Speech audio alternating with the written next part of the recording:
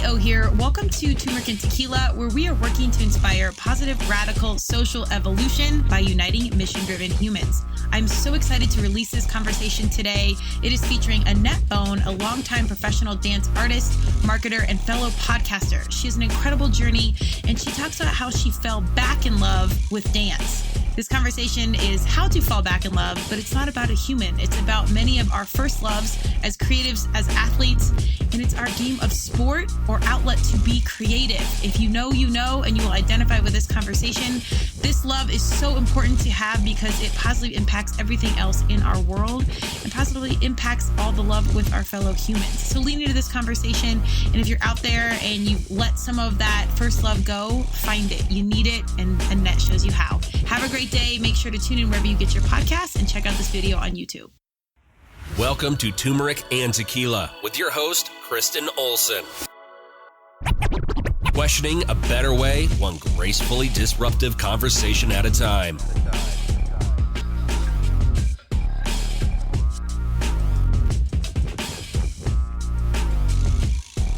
Welcome to Possibility Mindset. Your host, Kristen Olson, here in the house. I'm so excited.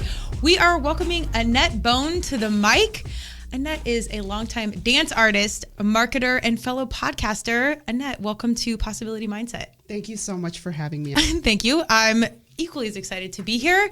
We are talking about all things possibility today, how we stay empowered and inspired, daily routines. I'm so excited. You have a very inspirational and unique lifestyle. Why don't you give us a little bit of background and your journey into dance and what it means to you? Gosh, dance means everything to me. It is I call it my first love because I remember seeing a dance movie and thinking, oh my goodness, I want to do that. It was this jazz dancer in this movie. This is going to date me, but this movie called Breaking. Okay. From the early 80s. And there was a jazz dancer, and she did, in jazz dance, it's called a six-step into a pirouette, technical dance terms. But anyway, she turned and she was moving effortlessly across the floor. And I thought, oh my gosh, she looks so cool. I want to do that. So that's, I got inspired by that. And, I come from the time of flash dance and fame. And so I was all into that. But I feel like dance and movement are very empowering. And I had forgotten that for a while, actually, and from about 23 to 43. So I gave up dance for 20 years. Actually, after I graduated from college, I got my degree in dance and then I quit. Yeah. Which was just, there's a whole story to that. But I quit, and toward the end of those 20 years, I missed it so much. So I decided to get back into dance in 2014 at the age of 43 because, well, first of all, my health was deteriorating. I gained a ton of weight. I was very depressed. I was I started getting really internal, not in a good way, just very self-deprecating, lots of self-esteem issues, lots of, that's a whole story on that as well. But yeah, so I was missing dance so much, and I got back into dance as a way to, oh my goodness, I wanted to at least be able to be healthy, at least be able to move again but then that has transpired into a lot of other things, including podcasting of all things. I love that. Well, as a longtime athlete, I can definitely identify with what you're saying. It's kind of like your first true love. And it's such a romantic, heartmake and heartbreak journey. So many of my major defeats have come through my sports and my competitions, and yet these are major growth moments in my life. And I think many of our listeners can relate to the fact that it ebbs and flows, and sometimes you have to break up with that relationship, and then you find that love again. Was there one thing that made you take a break from dancing that kind of separated you guys for the time being? I loved how you talked about that in terms of it being a relationship, because it's such a deep, profound relationship. And I never thought about dance that way. I haven't thought about dance in a lot of ways that I've discovered as getting older and being away from it and coming back. But the thing that, well, it's kind of twofold. The thing that took me away from it is that I gave up on myself because I started going to auditions and I wasn't cast on mostly everything that I went for. And I thought, well, I don't look like her. I don't dance like her. I don't fit in. So maybe I'm not meant to be. And it was this downward spiral of just continuing to doubt myself. And then I was also getting a lot of pressure from my family of, well, what are you going to do? This is like such a hobby, and you're not going to make any money at this, and you're not good enough. And And so that I thought, well, maybe, okay, well, I guess it's not for me. I guess I'm not meant to do it. And so that's why it's just weird that I graduated with a degree in dance and then I just completely quit for 20 years. Wow. It's hard. As kiddos, we have this imagination and we chase our dreams so innately. And then as you get older, the world really does kind of beat you down and kind of fit you into a box and point you in a certain direction. And I think everyone can relate to the idea that we've drank that in. Like, marketing and branding is so powerful, and this as a fellow marketer, we're listening to all these outside messages, and it's so hard to break up with that, get away from it, and get back to your mindset of possibility, of imagination, of chasing your dream. What was the thing that flicked you on to go back to the dream, to your authentic flow and your authentic first love? I really was getting tired of the way that I looked and the way that I felt, because I thought, gosh, I'm too young to like struggle up climbing a set of stairs. I remember climbing, I'm like, this should not be hard. I'm not whatever age, this should not be hard. And I was, I think we were talking a little bit about this prior before recording, is that I was watching dance from the outside. So I'd see like Dancing with the Stars and all these dance movies and everything blowing up. And then I also had friends that they were going on to dance companies. They were already in the media. They were doing all the things that I dreamt of doing. But I was like too embarrassed to talk about it, or like, look at me. I don't look like a dancer. I don't fit that, whatever dancer aesthetic. And so all of that, I was like, oh gosh, I hated being on the outside looking in. Yeah. I felt like I was on the sidelines, but not qualified enough to be on the playing field. So I remember being in a shaved ice snow cone shop, and there was an ad that came up. It said all levels, all styles, all ages, and it was a dance studio down the street. Now, mind you, I did not know this area. I was not familiar with this area. I didn't know there was this dance studio down the street. So I thought, it just caught my eye. So that was a good thing about advertising, that part, right? But I thought, oh, maybe I can get back into dance, even if just to not struggle to climb a set of stairs, just so that I can get some semblance of health back. And I thought I'd be comfortable just being in the back of the class, learning some choreography, getting back into that creative, at least something as a hobby, as a just, but that's turned into a lot more. So. Yeah. Well, I think universe nudge, or I would say universe, God, Madonna, I'm a huge Madonna fan, whatever you believe, like it nudges you in the right direction slowly, and you listen just enough to take one step and then one more step, and like you kind of get more and more close to like that youthful imagination possible mindset of, wait, my young innate self was drawn to this from the get-go. And then somehow, I do think my mission-driven humans, like we go all the way to like the full breakdown, and you're like, I'm so miserable, I can't do this. And then you slowly build back up. So I love that you were in the shaved ice shop and you see this audition and something flickers on to just show up. Just take that one step forward, and then one thing leads to another, it leads to another, it leads to another. So tell us where you are right now that you've fallen back in love with dance and the lifestyle and the community. Tell us what's going on now that keeps the imagination and the life and the energy flowing. Kristen, I really wanted to be that kind of person that didn't have any more regrets, because through those 20 years, I felt like, gosh, I held myself back so much, and I have so many regrets. And I know we all do, and we all have, make mistakes, and we make decisions. We're like, what the heck was I thinking, right? But when I got back into dance, I thought, okay, before I held back and I was afraid and I was whatever, I am going to go full out now, and I'm going to push myself, and I'm going to get uncomfortable. That's why I went into podcasting, because I'm like, I don't like the sound of my voice. I don't have experience in this. This is a male-dominated industry. Why not? Yeah. I'm going to do all these things that I'm just, let's grow. Let me get back into that mindset of being a student and really embodying what it means to show up as your best self. And that's going to be a lifelong process. For sure. But it's really funny now, because podcasting has led to me performing, has led me to people, has led me to events. Podcasting of all things has led me to more dance things. I've auditioned more in the last couple of years since coming back in 2014 at 43, where I'm like, okay, in the normal, whatever, oh, you're too old, you're too whatever, right? I've done more auditions and more performances and more things now now I turned 50 last year, more older now in my older years than I ever did in my 20s. Yeah. And physically, I'm stronger. I can do stuff now that I could never do in my 20s. So that's why I think it's such a mindset thing. I mean, Absolutely. It's a mindset.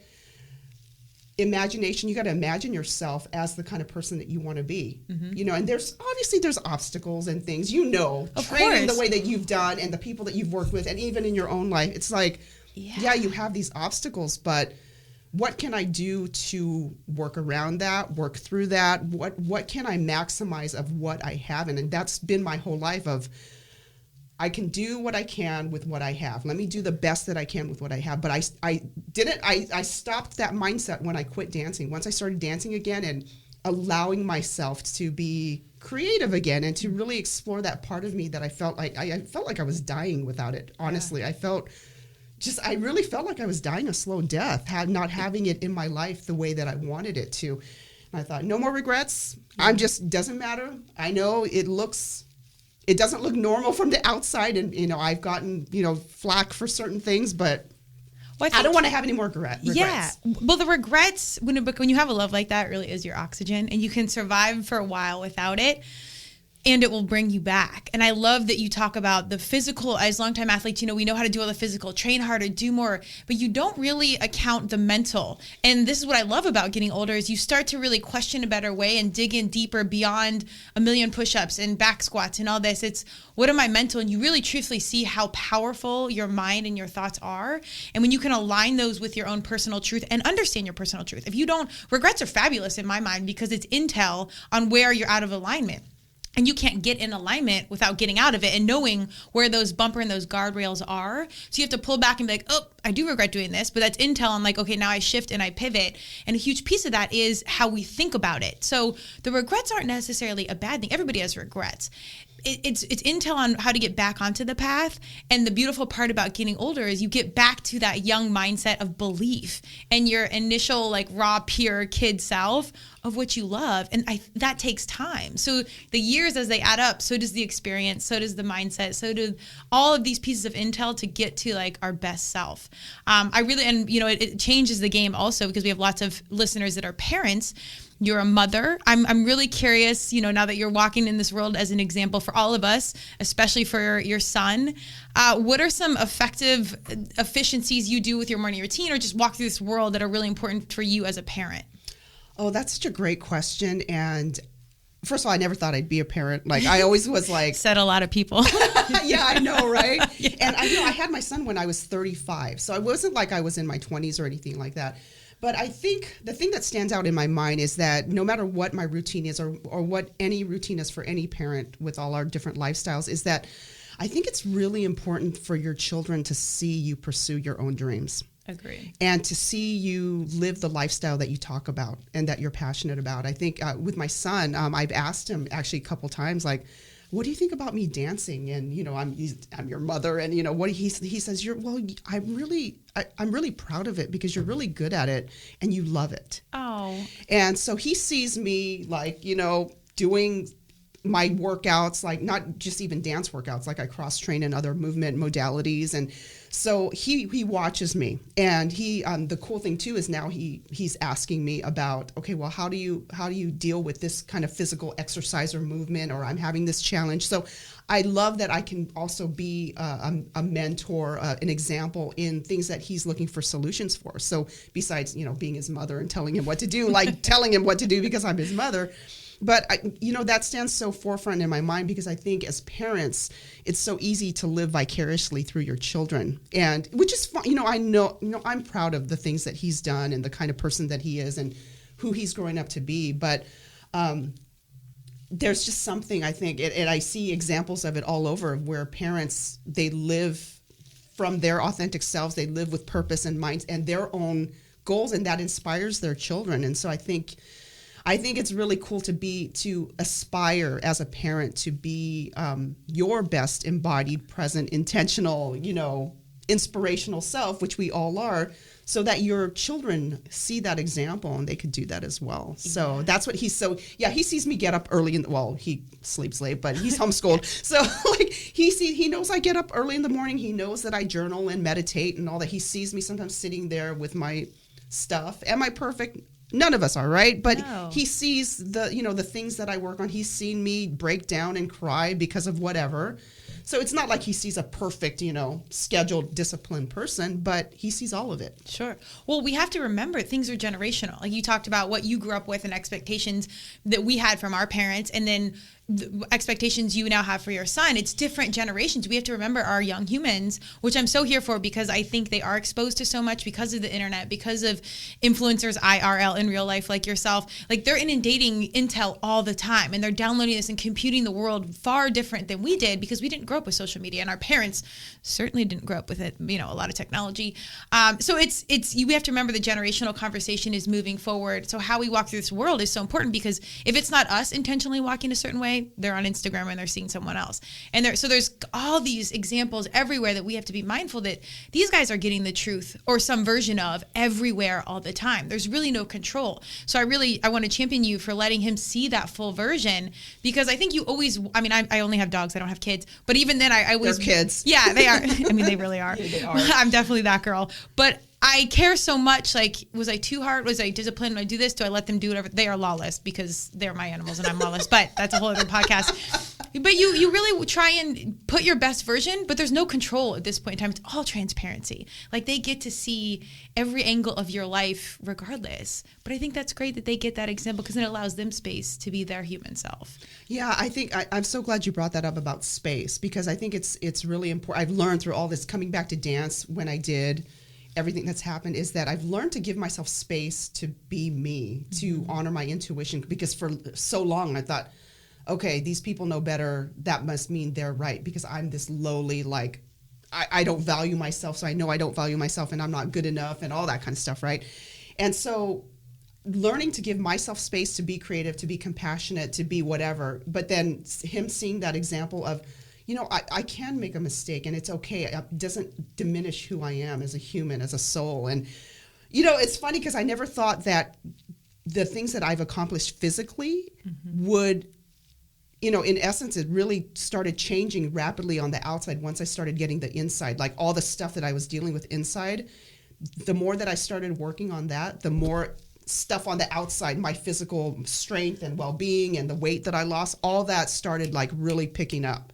Wouldn't that have been nice if we learned that, like, when we were 16? All things, universe has a sense of humor, like, and it's all things are on time.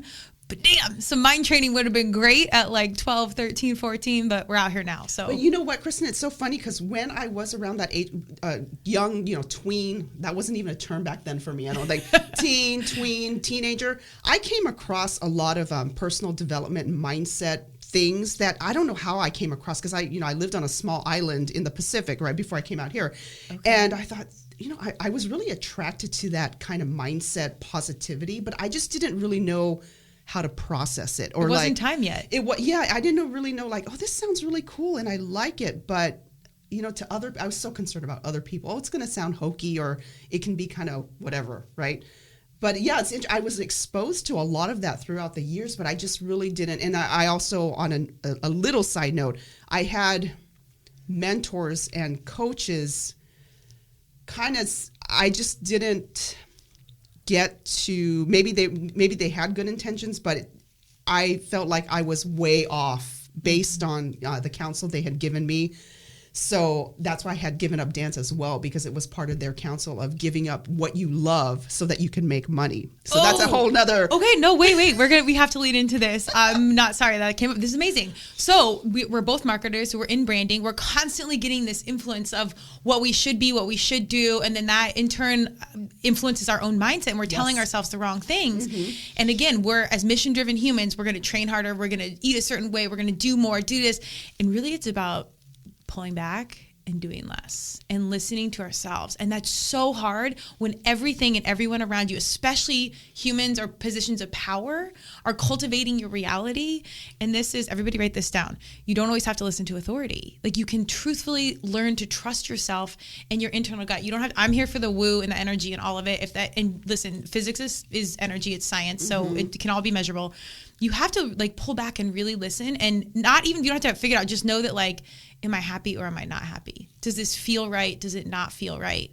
And I think the mission-driven people, we go harder. We can withstand living in the wrong space longer. Does that resonate with you? It so resonates with me, Kristen, because I I ignored so much of what felt wrong because I felt wrong. Like I felt I didn't feel good enough, that my opinion, my intuition they're there for a reason, but I'm not good enough to acknowledge that because I'm not whatever. I don't fit into this leader, this person, and look at me, I want to dance and I don't look like a dancer, or it was all this self-deprecating stuff. And then I just got to a point where I'm like, no, I can't live my life like that. I can't just keep down in it. I just got to do what feels right. Yeah. You enter that breakdown. For me, it's a lot of it's been around like injury. I recently got back into CrossFit and whole windy road of like hated it, toxic environment, the whole nine. And then slowly just got back into it. And I'm like, God dang, my soul loves this. I love competing, like everything about it. And just like you said, internally, other things started to flick on. So if you're in this mode, I would just encourage anyone, stay in it. You don't have to have it all figured out. You don't have to know the how. Sometimes it's just one foot, one step in front of the other. And you literally do go from like this impossible situation, like there's no way, to possible. And you don't even have to have the roadmap. Did you have like, once you started to kind of like live in that impossible space and things slowly started to become possible, did you have like a saying or a mantra or something that kind of kept you in game, or did you just keep showing up to where it just went in alignment? I kept showing up. I said, you know what? I'm going to do the darn thing. Yeah. I'm going to wake up in the morning and I'm going to do my HIIT workouts, and I'm going to get strong, and I'm going to prove to myself. It was really more about proving to myself that I could keep my word to myself. Perfect? No. Consistent most of the time. I believe you. Yeah. Consistent most of the time. Yeah, of course. I was also giving myself space that, okay, if I call them experiments, because everything that I done, like, okay, I'm going to experiment with this type of eating pattern. I'm going to experiment with these affirmations. I'm going to experiment with these certain journal prompts or this way of meditation. So I allowed myself that I'm going to give myself space and time to experiment, because things are going to be working at different times and different seasons. And that it's okay if something doesn't work out. I always felt like, oh my gosh, I have to have control and this has to work out and I have to figure it out or else I'm a failure. Yeah. But it's really evolved of this like constant experimenting, finding out what works, what doesn't work. Okay, great. It's really quite, it is like being in a science lab for movement and self-development and personal growth. And it's quite exciting now. I never thought that I would ever be at this place where, oh my gosh, this is really exciting. I'm being challenged. And it sucks right now, but you know what? I'm observing from the viewpoint of, okay, this is the situation. This is me. There's like all these different components with it. And I'm like, okay, I'm growing. I'm learning. I'm changing. It's just helping me become a more embodied, true version of myself. And I really want people to know that they have, I want them to know that they're valuable just as they are. I talk about this on my podcast all the time. They have that. It's discovery. It's a lot of things that go into that, but. Well, I've heard this from so many coaches. And like you said, it's kind of timing, because I heard it a million times and I was listening, but it wasn't resonating. But all answers are within. When you get back, because we're like, the doctor needs to tell us nutrition is this, the coach told me this. And it's kind of like all those things might be true, and only you know what works for you. Because not every kind of keto or paleo diet works for everyone. CrossFit isn't great for everyone. Ballet is not great for everyone. You are your only one inside yourself that knows what works. And we're constantly seeking these answers and validations and, external confidence and validation, what have you. And it's all there along. But I do think that does take time. So that's the glorious part about getting older, is you start to really figure shit out. And you're like, oh, I knew this at 15. There's so many things. I go back to my 18-year-old self and I'm like, I got on a plane. I was going to walk on a team. I didn't even think it wasn't going to work out because I was naive and young and out here. So I'm like, oh, wait, we need to channel that back. Like sometimes your youthful self is like what you need to get back to. As you were, growing up and going through your process, did you have any sort of like mentors or leaders or strong women that you looked up to or aspired to be or were inspired by? Early on, Kristen, I was inspired by certain celebrities that were, had a dance background or music background. And not so much for the aesthetics. It's more of when I heard about their will and determination to make things work. Can I tell Janet Jackson or Paula Abdul? Of course. Yes. My generation, I totally wanted to, I idolized. I hate even, but anyway, that was what it was. See, Janet and Paula, I still idolize them. I'm here for both of them. Oh my gosh, like Paula Abdul, I'd listen to her music all the time. And I was living on a small, they're out in LA and stuff, but Madonna. Oh. Instagram, Madonna's hero. I am that fan. So come at it. Because I knew what these women, they didn't start off, it wasn't like it was given to them. I mean, I know Janet Jackson had her family, but she still worked her butt off. Did you watch a documentary on Lifetime? I don't know. Oh, you need to watch it. It's a 2-part series. I don't think I have. Oh, you have to watch it. She trailblazed. We are standing on their shoulders, quite literally, to make space for ourselves as females, particularly in art form or anything athletic. These women were really changing the game in the business world as well. So there's so much to unpack around with them. But yes, continue on that. They're mentors for so many reasons. Yeah, so early on, that's who I looked at, people that were in the commercial dance industry. But that's changed quite a lot. I'm very much more just fascinated by women, and not necessarily celebrity public figures, although I do, there are certain people that I do respect, and I really like to listen to their, they're good. It's not anything new, but it's just the way, good reminders. Mm-hmm. We constantly need to be reminded of these things, right? But I think about the woman that is just all women, most women, that are overcomers, that do what they need to do for their families, for their careers, like that. As a woman, when you think about that internal drive and that spirit and that strength and that that tenacity and perseverance, we all have it. Mm-hmm. Certain women, it's just when you see it, like, it's just, and I can't really even name people. It's just you feel that energy too, that spirit of that either comes alive or they've been through things, and yet they're they still show up. I want to say, like, what's coming to mind is like humble warrior. Like, you just I love that pose, by the way. And I'm not a yogi at all. If you saw my CrossFit self move around, you'd be like, oh, go stretch immediately. Like, that's a thing. I love that pose too. And I love every time I hear it in class, I'm like, humble warrior. That is such a... Isn't it the best? Because, like, you're out here, you're about to beat some ass, but then you're just going to, like, be in grace and not really beat ass. I shouldn't say that. Just find your best self. Right. Which is, like, kind of beating your own ass a little bit, but, like, winding and curving. But then it's, like, this very, like... I want to say mutual respect, like, with, like, if you're me, myself, and I, all three of us, like, learn how to kind of work together and, like, come together. But damn, that's a process. It is a process. It's a journey, but it's quite, the way you look at it is everything too. Because you could be focused on the challenges, or you could be focused on what's after the challenges or through the challenges, because it's, it's all learning and it's all great.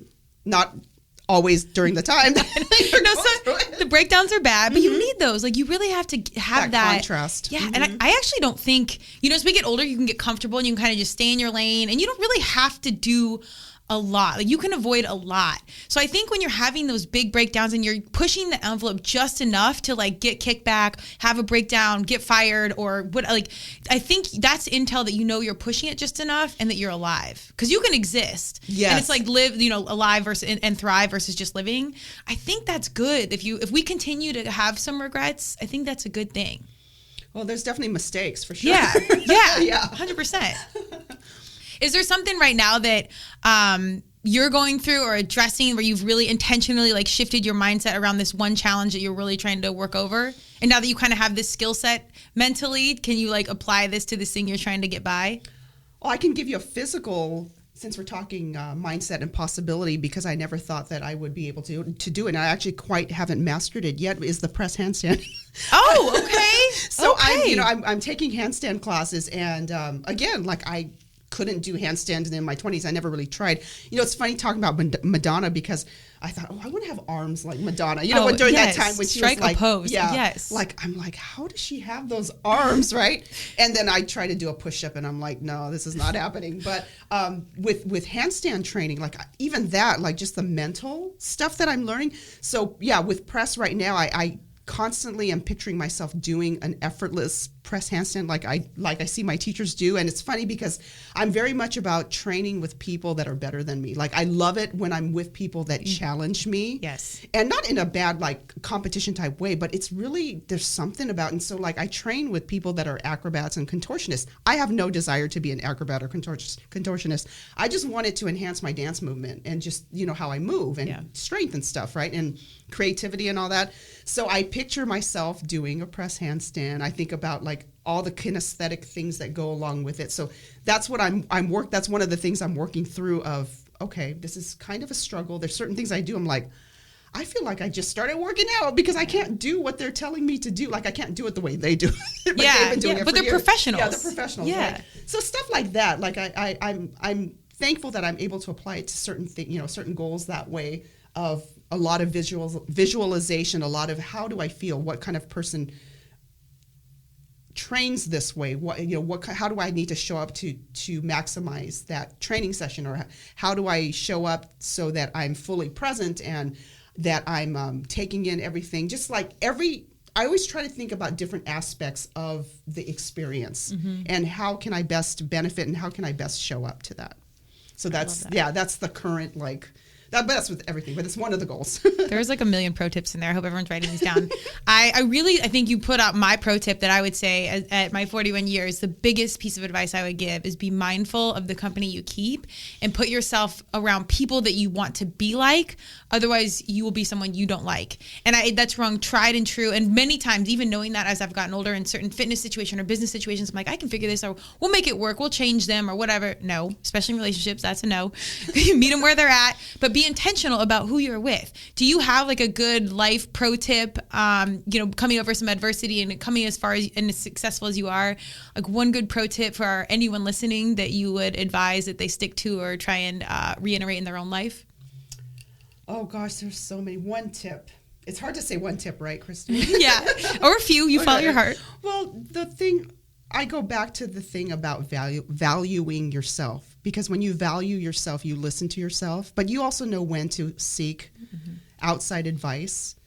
And valuing yourself it can mean so many different things. It doesn't mean that you're, arrogant or conceited or anything, but I think if you value yourself, then you can value other people. And if you value your time, you can be present and give your time in a really loving, serving way to other people. So it really is true about, okay, if you don't take care, it's like that whole analogy about the mask in the airplane, the oxygen mask. Yeah. I used to think, well, yeah, but my 16-year-old, I would give him the mask first, right? I'd rather have him. But, it really is true. If you're not showing up as your best self, then how can you, or valuing your best self, and how can you give that to other people? And as mission-driven people, women that have this active mission of empowering themselves and the world, like you have to value yourself. Yeah. And whatever that means, but that means that you're going to be better for other people, which I think it's a win-win.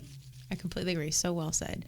Table, because every soul, this is so cliche and this makes me sound like I'm getting older, but like every soul is so different and we bring such different energy and enthusiasms and whatever to the table. If we could all lean into those more, we collectively as a group come so much more equipped to solve bigger problems. Clearly we have enough problems in the world, so if we can take care of ourselves, that one controllable, you can show up to the table. What I love about sports and athletics is whatnot, it provides that medium, like for me at least, to be my most authentic self. Do you feel like dance made your life and saved your life? Oh, that's such a great statement. Made my life and saved my life. I absolutely agree with that, because it has, I didn't realize how healing, and it's funny because I've been having these conversations for the last couple of years of, oh my goodness, dance has really been healing. Movement has healed me. And so much more than just the physical part of it. And just, there's something very, and I guess I can say this now, but there is something very spiritual about it. Before I thought, okay, this dance spiritual thing is kind of hokey. Like I just want to be able to do the choreography. I want to look good doing the choreography. I want to look, fun and whatever, right?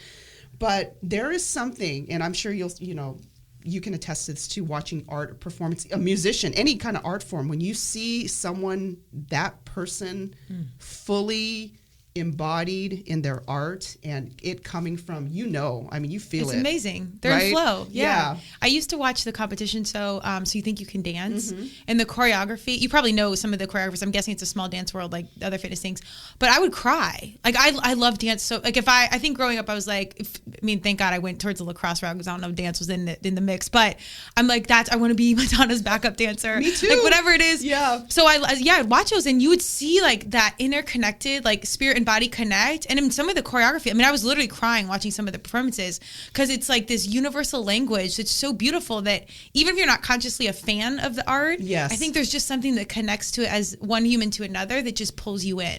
And as in-depth as it sounds, I think you don't even have to be connected to it. You just see it and you can feel it. Does that make sense? Yes, it totally makes sense. And now a lot of the artists that I admire, that I just love, I wouldn't even say that they're the most, I wouldn't say technical. Like, it's not like, oh my goodness, their pirouettes or whatever are amazing, which there are dancers like that, no doubt. I mean, there's some amazing technicians.